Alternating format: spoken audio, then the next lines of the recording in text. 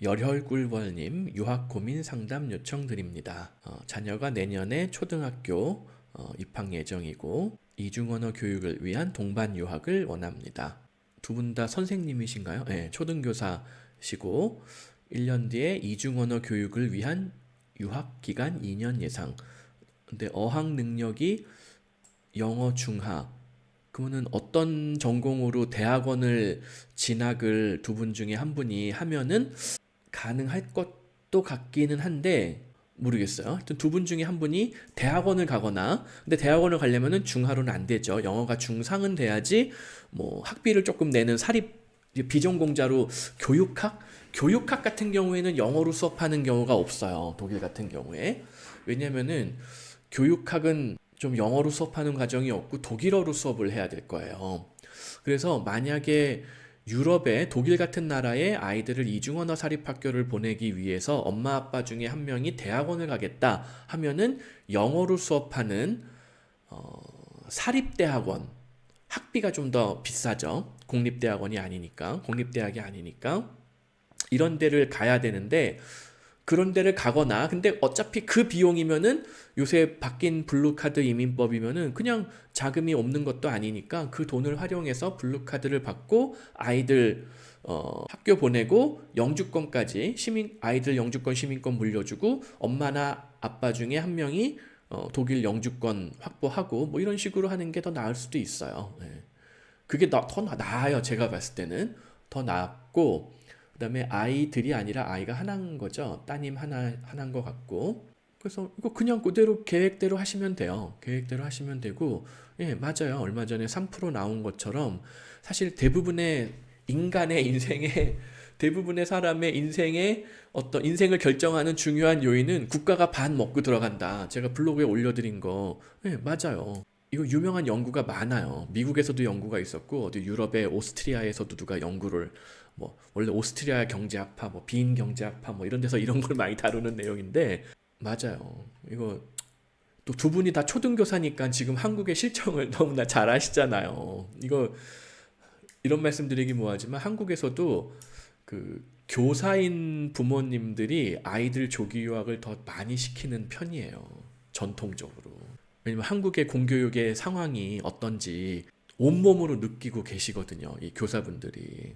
그래서 아무튼 대학원을 가는 방법이 있는데, 그러려면은 영어를 조금 더 하셔야 된다. 아무튼 영어를 조금 더 하셔서 중상 정도, IELTS 한 6.5, 7.0 정도로 해야 되고, 어차피 교육학은 영어로 수업하는 대학원이 별로 없다.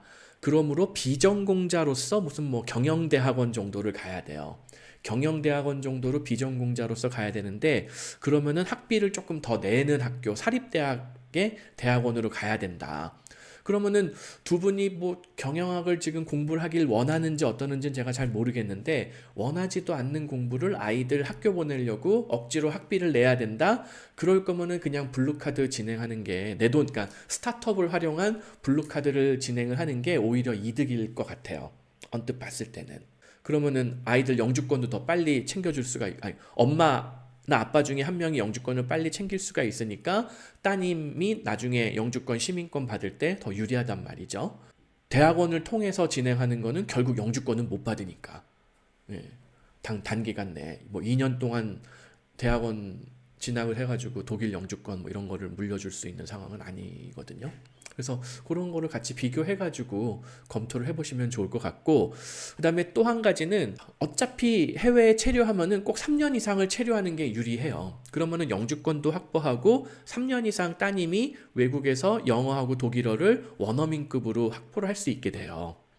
왜냐면 원어민이 되려면은 만 12세 이전, 그리고 통상 3년 이상 다녀야지 원어민 아이들하고 비슷한 급이 된다. 저희 경험에 그래요.